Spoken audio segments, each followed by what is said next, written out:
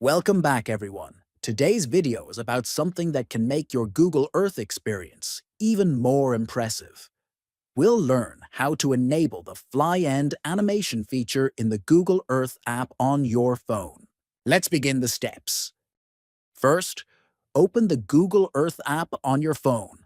Next, tap on the profile icon located at the top right. Then, from the menu that appears, choose Settings. Inside the Settings section, find the option labeled Fly End Animation. This feature controls what type of animation plays when your flyover ends. Now tap on Fly End Animation. You'll see two animation styles to choose from: Orbital Animation and Cinematic Animation.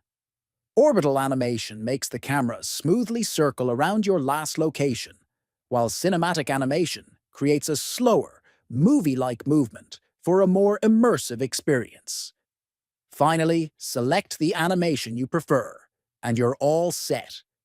If you found this tutorial helpful, don't forget to subscribe to the channel, like the video, and share it with others. Thanks for watching, and see you in the next one.